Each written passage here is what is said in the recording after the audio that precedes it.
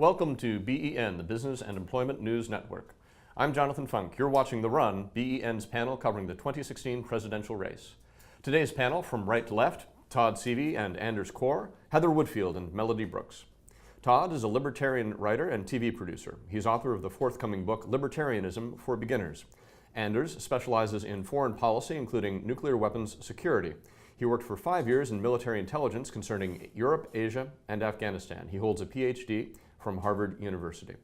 Heather was a local organizer for the Howard Dean presidential campaign, hosting the largest meetup in the country. She is co-founder of Democracy for NYC, a grassroots political action committee, and My Vote Will Count, which registered 10,000 students to vote. She holds a master's in public administration from Columbia. And Melody Brooks is director of the New Perspectives Theater Company, an award-winning multiracial ensemble committed to theater as an agent of social change. She is a member of the League of Professional Theater Women. Todd, Anders, Heather, Melody, great to have you back. I always feel like somebody's watching me. Back in 1984, it was just the one-hit wonder Rockwell who felt that way. But then Edward J. Snowden blew the cover on a number of surveillance programs being kept secret by the National Security Agency. All of a sudden, the world started to feel the prying eyes of the US government on our emails, our phone records, even our cell phone apps. A recent ruling by a federal appeals panel has reflected the scrutiny back on the NSA. The court found that the Patriot Act does not permit the NSA to collect Americans' phone records in bulk. This reverses years of approvals made in secret by the so-called FISA court, which oversees the NSA's activities with little public disclosure. The federal court ruling doesn't mean that the NSA's bulk collection of data is necessarily unconstitutional. It doesn't address the NSA's use of Angry Birds to get a load of your smartphone data. That was a real thing, by the way. And it doesn't apply to many of the NSA's other domestic surveillance programs or to any surveillance conducted outside the US. But it's the first ruling of its kind by a regular, non-secret appeals court. Lots of criticism of the NSA out there from left, right, and center, but threats out there that we all want to keep at bay. Anders, do we really need the NSA, and do they really need such intrusive tools? We do need the NSA, and the tools that are being used are not intrusive at all. The NSA is not looking closely at your and my data. They're not looking at Melody's data. They're not looking at Todd's data. They really don't care about us. What they care about are WMD terrorists in general, any kind of cyber criminals that are out there, and they're looking at them, and they're not only looking at them, but they're looking at their connections, 1 removed and 2 removed. And in order to do that, they've got to have the data available. It's just telephone data. It's not a big deal, and it shouldn't it shouldn't be a big issue for us. If you want your freedoms, you need to be able to protect those freedoms, all right? And the way you protect those freedoms and the way you protect a free society is by allowing a government that you trust and that is democratically accountable, which is what we have, to protect you. If you don't allow them to protect you, you won't be protected, and you will lose your not only your freedom but possibly your life. Okay, before we unleash the hounds here, because I'm hearing them left, right, and center as promised, you want to say any more about the type of data that we're talking about with this phone metadata collection and how limited that may be? I don't know the details of the data that they're collecting, but I'm frankly comfortable with any sort of data that they're collecting. We live in a transparent society at this point. We have the internet, everyone's posting everything on the internet, everyone sees everyone's Facebook, everyone sees everyone's social media, Twitter, and for the Democrats at this point to use this issue as a political wedge, okay, against the Republicans, I think is really a travesty of it's a very sad partisan approach to politics. They're using they're fear-mongering among the population over something that they don't need to fear-monger. Okay, the laughter is stronger on this side of the table, but Todd's got that smirk. I'm going to go with Todd first. Yay! One nice thing about the bill that just passed the House that would slightly alter how the Patriot Act works is that you could collect a lot of that data, but you couldn't look at it unless you had a warrant regarding an individual. That's at least a step in the right direction. The whole purpose of getting search warrants is that basically you have probable cause regarding an individual as opposed to probable cause regarding a planet, which is basically the way NSA is currently acting as if, hey, you're part of the human race. Who knows when we might need your information later? That's a pretty broad net, and it's pretty disturbing. And no, I don't trust this government. And it's not as if it's just the NSA that has done strange things, or the director of intelligence who lied to Congress when asked whether metadata was being collected on all of the American people. The CIA is obviously going to be involved in these sorts of decisions, and you can't trust them. Do you trust the Chinese, Russians, and terrorists? Because they're the ones actually accessing your information and they're the ones who are going to get the information, and they're the ones who are going to attack them. The best response to that is to stop trusting our government to handle your cryptography. You might want to invest in some deep cryptography instead of assuming that the NSA is going to protect you on all of these fronts. And it's not as if it's just a few creepy rogues at NSA or CIA who've done illegal things, or the FBI that's done stuff like COINTELPRO and infiltrate innocent groups to figure out what they're up to. I mean, even local dog catchers sometimes go berserk and use information that they're not supposed to for personal ends just to harass people. Local police departments seem to have so much spare time on their hands that instead of chasing burglars, they'll decide to try to find some sort of criminal indictment they can get on a local blogger who's insulted them. None of these organizations have any spare time. I mean, they're totally underfunded. The NSA and the agencies are totally underfunded to do the job that they're mandated to do, which is to find a needle in a haystack. We don't even know for sure how big their budgets are. Let's take that needle in a haystack, because we're talking about to and from time, date stamps. We're talking about duration of calls. We're not talking about call content. And to Andrew's point about the needle in the haystack, the quote that you hear often from the right is that before you can find a needle in a haystack, you need the haystack. What's wrong with this haystack? Everything that Andrew says is so wrong in so many ways, and I'll try to enumerate, but I don't really have the time to. The budget will take a separate. Well, the budget, it's not even that. First of all, it's now 2 connections of checking. It used to be 3. Yes. It's been illegal from the start. There was an after the fact amnesty for the telecommunications companies. There's a ton of data sitting out there now, and when we say that it's what the connections are, is that. So it doesn't really matter whether they have the content of your telephone call. There is also, in this huge database, there is internet data because they're different programs.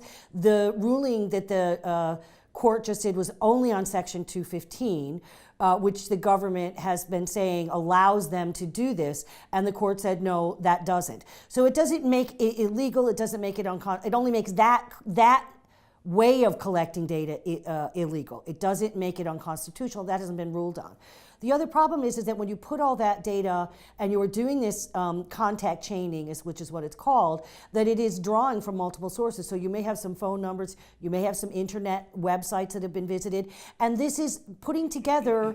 There are implications involved that have nothing to do with anything. So if there's a pizza shop in a particular neighborhood where there's some targeted folks, and a lot of people call that number, and those perceived terrorists called that pizza shop number, then you're going to get lumped in. That's one hop from the terrorists. As soon as the NSA figures out it's a pizza shop, they're going to ignore it. Please let me finish. That the compilation of other kinds of things that people are doing, like after the Tsarnaev brothers and the Boston Marathon, suddenly, you could be under suspicion if you tried to buy a pressure cooker online. So it's the long-term implications of what all this data is doing and how it's being put together. We already know that there are a massive number of people on the terrorist watch list for no reason at all, other than that they've been somehow connected in some way within this labyrinth national security system that we have. People who are on the don't fly list, children on the don't fly list, because their name is similar to somebody else's. And it is a gross violation of the Fourth Amendment. It just is, and there's no doubt about it. Okay, Andrews, respond, then Heather. Well, if you're buying a pressure cooker, fine, you're probably okay. If you're buying fertilizer and you're a farmer, you're probably okay. If you're buying ignition switches and you're auto manufacturer, fine, you're okay. But if you're buying all 3, okay, suddenly, hey, I have a question about you, especially if you bought it on the same day. But they're not finding people who are doing it. The Times Square guy had all 3, didn't find them. They have stopped nothing. And they keep lying about all the plots they've foiled. All they've managed to do, the entire national security system, is to put some discontented young Muslim men in a maximum security prison for the rest of their life with manufactured evidence. And you better hope you're not buying a pressure cooker because you get on a list and you never get off. That's the other problem. Well, this that's not ruling, true. yes, this ruling that just came down no pressure doesn't cooker say list. anything about the database that already exists. Okay, now the collateral Right. damage is becoming increasingly clear. The threat to civil liberties is practically a consensus, as 338 votes in the Republican-dominated House of Representatives makes clear.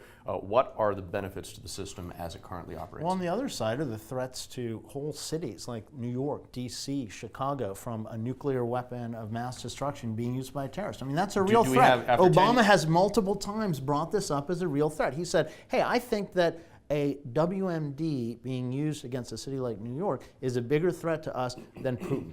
And he, of course, thinks Putin is a massive threat, right? Putin's an obvious threat, but we do have these other threats that exist. We know that in the 50s, the U.S. was very worried about Russia sneaking a nuclear weapon into the country. So it's not just terrorists. It could be actually some rogue state like North Korea or Russia that sneaks a nuclear weapon into the U.S. and blows it up. Do we have any evidence that this program, this metadata collection program of phone records, has contributed in any way to foiling any plot? Well, it could be deterring plots, too. So if you're a terrorist outside the country and you think, oh, these guys have a very robust phone collection system, they have a very robust intelligence system, I'm not going to go in there because I'm just going to get caught. if this This is is right? all, It could this is deter all, this is the all attacks. fundamentally unconstitutional. To have, there's no probable cause against everybody in the world, against everybody in the country. And I don't care what the data is. You shouldn't be collecting data against anyone without a warrant and probable cause, and not the secret FISA court. An argument made a couple of years ago then about- this becomes a First Amendment issue later, because this,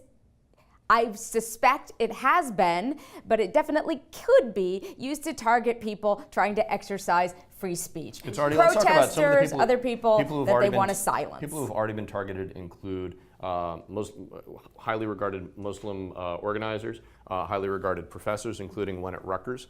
What do you say about the First Amendment argument? You know, nobody is targeting protesters. This Obama himself we're talking was a about protester in the actual- past. actual- You know, actual I mean, roving- What actual are you roving reading? wiretaps. I don't know about those. The Chicago Todd. plot, they're totally targeting them. But I just want to say, these big, scary terrorists who are, fundamental fanatics who are coming to kill us all in our beds, you really think that they're going to go, I better not make a phone call because the NSA might be listening? You can't have it both ways. It's either, a deterrent to No, a it might logical deter them from criminal, actually then it's taking the criminal action. activity, or it's, this, oh my God, we're all going to die in our beds. deters them from coming in the Todd, country. I assume that as libertarian, your vote is simply to let this act expire. How do you fight terrorists in a social media-driven terrorism age? In a much more targeted way, for one thing. I mean, the less time you spend focused on the entire population, the more you can spend on tracking individual Don't you need the known haystack? terrorists. To find the needle, don't you need the haystack? Chase down some individual needles instead of paying attention to the whole haystack. How do you know where the needle is if you can't find it? It actually gets in the I mean, way you when you need have the that NSA much to find data. the needle. It's already been it's been stated by intelligence veterans often in the past that they've got so much data they don't know what to do with it. So narrowing it down better would be a great. Bob Corker just came out of one of those and he's the out of voice one of of those wisdom Senate on Judiciary anything. committees, and he said that, or the Senate committee, and he basically said that he was astounded and aghast at the lack of data that the NSA has. But Right? that's the because they don't- NSA it's has not been targeted has data. been so scrunched down my into God. so little data that is they so- can't even do so their job wrong. anymore. It is so wrong. Okay, the It is authority so for wrong. this program, which- Can I just say, we Go had ahead, every Melanie. tool Last we word. needed to stop 9/11. In every law we had, in the security system that we had, it was human error, it was arrogance. We knew all the pieces were there, and everybody ignored it. We didn't need the Patriot Act. We needed no new laws. not that true. would still apply for the underwear bomber, for everything else. So Todd. it's just not true. Todd, respond. I think it's also worth keeping in mind that even if we all roughly agree that terrorism is a big threat and something to keep in mind in this debate, once the government's gotten us accustomed to this sort of thing, of course they're going to think it's also really useful for tax evaders and drug users and countless other crimes. And They in fact, haven't used it for anything like and in that. fact, The FBI. That's uses just data. a slippery slope argument that makes no sense. It So makes Rockwell perfect was sense. right all along. Who's watching me now? The IRS. Oh, local law enforcement Yep. is arguing with Apple because they're encrypting iMessage too much and they can't read your text messages. That's local law enforcement. They want to read everything. That is unconstitutional. And this- fundamentally unconstitutional. There is no probable cause to be reading everyone's And information. let me get in there that this argument was made a couple of years ago by a W. Bush appointee. So, what's the future of this program and the whole toy store of spy stuff that the NSA had to itself pre-Snowden? That's next up on The Run.